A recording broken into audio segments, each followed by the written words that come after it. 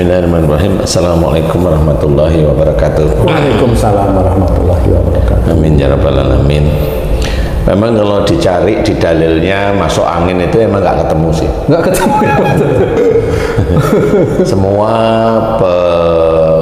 Semua dalam mencari kesembuhan itu harus dicari berbagai macam cara, yang jelas jangan sampai keluar dari syariat, tidak syirik dan juga tidak musyrik. Itu harus seperti itu. Kalau cari orang Arab sana masuk angin ya tetap makan aja madu begitu aja ya. Sampai sini pun ya sama. Tetapi persoalannya bukan hanya madu saja. Nah, di sini saya memang meneliti sejak dulu masuk angin itu kenapa sih gitu. Orang meriang masuk angin. Nah, kalau orang gelegean itu belum tentu masuk angin. Ya, belum tentu masuk angin. Kemudian orang yang mohon maaf ya kentut-kentut ya belum tentu itu masuk angin. Berarti ungkapan yang kurang tepat itu Pak. Iya, masuk angin. Iya, tetapi ya sudahlah nggak apa-apa. Tetapi yang kentut-kentut ini memang Allah mengizinkan kentutnya agak lebih banyak kan, seperti itu. Ya bisa itu disebabkan karena makanan bisa, tapi Allah mengizinkan bisa karena kalau umpamanya yang sering-sering saya amati itu kan saya makan itu kan sama tiap harinya gitu ya. Bener. Ya sama lah rata-rata itu. Bener ya. Kadang saya diizinkan bisa kentut oleh Allah Ta'ala, kadang tuh enggak. Nah itu kan menandakan bahwa makanan yang saya makan sama hampir setiap hari. Ada yang diizinkan kentut terus, ada yang kentutnya sangat jarang. Itu kan menandakan bukan dari masalah makanan. Itu saya ngujinya seperti itu. Dari masalah apa kebanyakan Pak Ustaz? Dari masalah Allah mengizinkan kentut kita aja sebenarnya. Makanya setiap kali selesai buang angin itu ya sudah disyukuri, alhamdulillah, karena memang Allah mengizinkan. Dan itu bukan masuk angin, itu memang ada gas yang memang harus dikeluarkan. Istilahnya kalau orang kembung, perutnya kembung, ya itu gas yang nggak bisa keluar. Sebenarnya insya Allah seperti itu. Nah, masuk angin ini urusannya adalah dengan badan. Ya, ya, dengan badan. Dan meriang dari mulai punggung atas sampai punggung bawah meriang. Jadi kalau kena angin dingin aja udah gerges gitu ya. Padahal yang nggak dingin-dingin amat. Siang ya gerges-gerges seperti itu. Itu masuk angin ya, meriang. Nah, insya Allah yang selama ini saya amati, insya Allah itu disebabkan dari orang tersebut itu relatif jengkelnya itu setiap hari sering. Jengkel aja. Khususnya dalam masalah keluarga. Kalau di punggung itu insya Allah hubungannya dengan keluarga. Entah itu masalah pekerjaan sehari-hari, entah itu masalah anak, masalah antara suami dan istri, itu di keluarga aja, itu intinya. Sehingga itu kalau jengkel itu momennya istrinya ngerjain sesuatu, dia lihat nggak bisa, bukan begini loh caranya ngerjain begini, enggak, ngerjain gitu kok nggak bisa. Betul. Awalnya itu tapi kalau itu dikerjakan setiap saat, akhirnya ngecek istrinya, kemudian marah ini dan sebagainya. Itu yang akhirnya orang muslim, saya cerita tentang muslim karena kita muslim, orang muslim nggak sadar bahwa itu salah di hadapan Allah Ta'ala. Nah, ujian yang dihadapi terhadap istri atau suaminya pada saat tersebut dia tidak lulus. Kalau dia ada kejengkelan, masuklah jin yang punya unsur itu panas masuk ke tubuh. Khususnya berhubungan dengan tulang punggung, kemudian di punggung, itu insya Allah seperti dia masuk di situ aja. Karena kebanyakan orang-orang muslim itu kalau melakukan kesalahan yang saya amati, jarang yang tobat atau mohon ampun. Memang dia mohon ampun, istighfar, tapi di titik selesai sholat aja. Sholat pun banyak ustaz-ustaz menceritakan kalau habis sholat berdoa istighfar itu dipergunakan, salah satunya adalah kalau dia salah dalam sholatnya lalai, dalam sholat lalai itu memang salah lah istilahnya, atau kelewatan yang dia tidak sengaja, istighfarnya seperti itu. Nah, jarang sekali istighfar itu fokus kepada persoalan dia sehari-hari. Marah kepada istri, jengkel kepada orang tua, jengkel kepada orang yang mengemudi mobil yang motong kita, gitu ya, dan itu di jalanan, dan itu sangat jarang sekali orang muslim itu paham bahwa itu salah. Nah, itu tetap dikerjakan bertahun-tahun sehingga itu menjadi catatan oleh Allah Ta'ala, itu suatu kesalahan. Nah, kejengkelan itu diibaratkan memang yang selama ini saya memperhatikan orang-orang yang masuk angin relatif mudah sekali jengkel. Berarti apakah itu salah kaprah sebenarnya? Bagaimana masuk angin itu kan jadi ya itu kan hanya ucapan aja.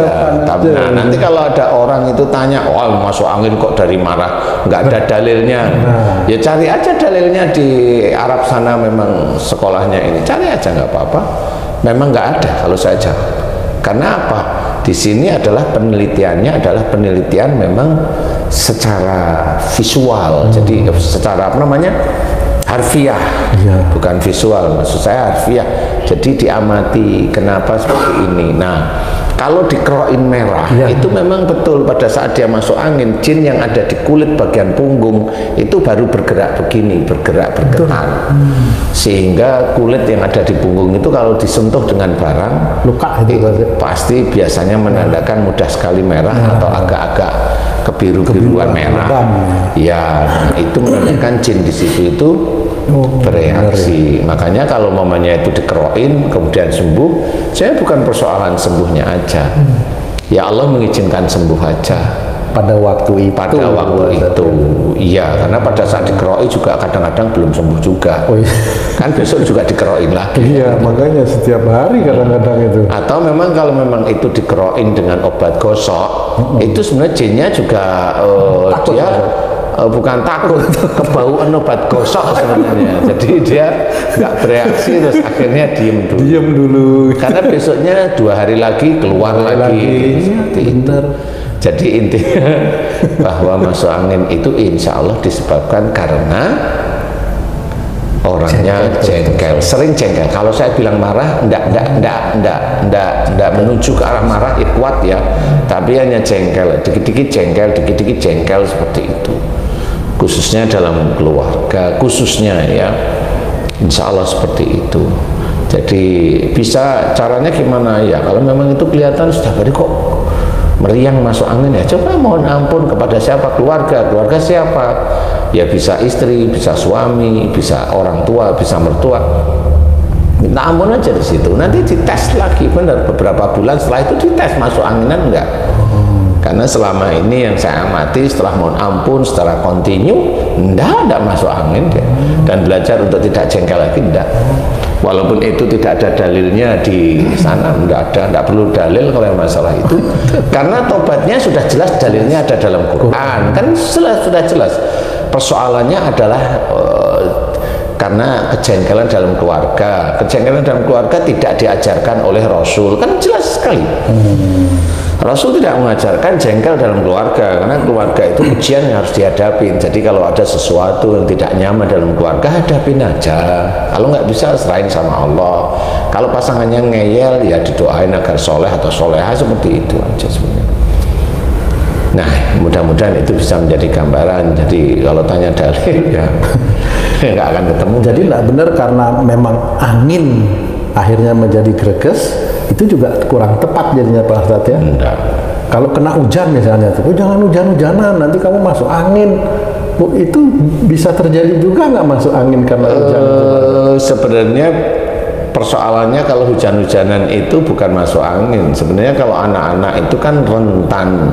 Jadi kalau anak-anak sebelum akil balik itu dia masih rentan dengan sikap orang tuanya. Dengan sikap orang tuanya, orang tua yang mana nih, yang selalu jengkel-jengkelan, masih muda, anaknya masih kecil-kecil, ini kan rentan jengkel-jengkelan ceritanya, rentan jengkel, rentan marah, rentan. Nah, ini anaknya rentan sebenarnya. Nggak usah hujan-hujan aja batuk, nggak usah hujan-hujan aja panas, kan seperti itu. Jadi hujan itu sebenarnya rahmat dari Allah Ta'ala. Insya Allah tidak akan menjadikan sakit. Kecuali memang berjam-jam hujan-hujanan dalam kondisi yang memang badannya lagi tidak nyaman, ya bisa aja seperti itu. Berarti ada kesombongan dia dalam melakukan itu. Iya, dan itu tidak boleh. Ya walaupun jangan hujan-hujan nanti sakit ya, bukan hujan menjadikan sakit sih. Iya, benar. Tapi dia jangan terlalu seperti itu istilahnya. Kalau memang bisa berteduh ya berteduh. Oh, berarti jika seorang anak kecil yang belum akil balik mengalami sakit, itu penyebabnya kedua orang tuanya. Orang tuanya, insya Allah. Ini orang tuanya. Lawang baru lahir aja bisa sakit kok anak-anak.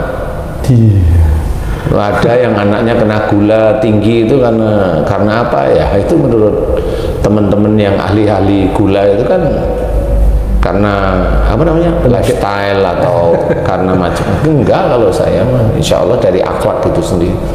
Karena apa? Karena memang akhlak itu dampaknya sangat dahsyat terhadap seseorang.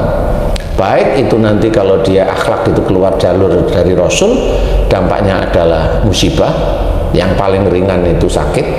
Kalau dia akhlaknya itu baik mirip seperti Rasul, dampaknya nanti masuk surga. Selain dia beriman loh ya, kalau dia nggak beriman ya, beriman itu namanya ya berarti dia Muslim maksudnya seperti itu. Kalau dia tidak beriman ya nggak bisa. Itu dampaknya sebenarnya. Jadi dampak dua hal kalau akhlaknya itu baik ya, benar-benar baik, insya Allah masuk surga, insya Allah. Dilihat aja itu banyak di Quran itu kan dilarang untuk ini, dilarang untuk itu, kan gitu. Ada cerita tentang Fir'aun, ada cerita tentang anaknya Nabi Nuh, istrinya Nabi Nuh, kan begitu. Ada cerita tentang kaumnya Nabi Lut, kan seperti itu. Jadi itu cerita itu bukan untuk menghujat orang-orang yang seperti itu, enggak. Kita harus belajar bahwa ada enggak itu di diri kita. Jadi jangan kita itu menghujat orang lain, menghukum orang lain yang sebenarnya yang berhak menghukum itu Allah. Embung kalau enggak dikerok enggak hilang kan gitu, atau itu macam-macam. Satu itu memang cara Allah mengingatkan bahwa umpamanya Haji C, umpamanya sejak dulu ibadahnya bagus, umpamanya ya, umpamanya di hadapan Allah ibadahnya bagus dilihat, tetapi haji itu masih ada kekurangan, kejengkelan yang selama ini jarang sekali dimohonkan ampun kepada Allah Ta'ala. Nah, kalau orang yang tidak sakit seperti itu, tidak sakit seperti masuk angin, dia pasti akan lupa, nggak akan pernah nggak akan pernah mohon ampunan terhadap kejengkelan yang dikerjakan setiap hari kepada, khususnya apa yang tadi masuk angin itu rentan khususnya pada keluarga. Nah sekarang dites Haji C dengan istri aja, nggak usah yang lain-lain, sering nggak jengkel itu dulu. Nah kalau sering jengkel, nah ini dijawab nih Ci, kan ini juga sedulur beriman juga ingin lihat jawaban loh ya, ini sering nggak jengkel gitu? Sering. Nah kenapa dulu belum tidak dimunculkan oleh Allah Ta'ala? Bisa aja ini menurut saya, bukan menurut Allah, ini menurut saya, karena ini kan pengalaman yang saya meneliti ya.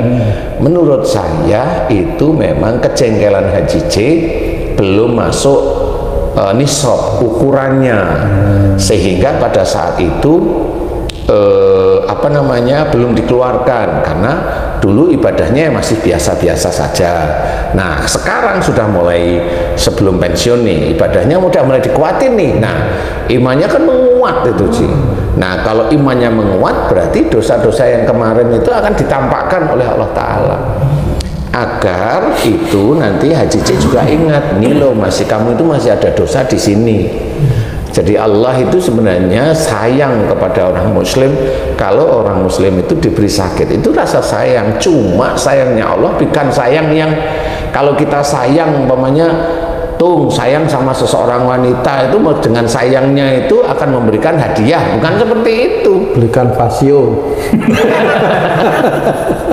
Sayangnya Allah itu beda dengan sayangnya manusia. Kalau manusia sayang memberikan sesuatu, kalau Allah sayang itu mengajari manusia itu nanti untuk masuk surga sebenarnya. Ampunan. Nah, dimunculkanlah sakit atau musibah agar paham bahwa dosanya ada di situ. Gitu. Nah, kalau sudah ada dosa di situ, agar orang ini tobat di titik itu. Agar nanti yang muncul itu kebaikan-kebaikan di hadapan Allah Ta'ala. Nah, itu sayangnya Allah kepada manusia. Cuma kadang manusianya nggak paham.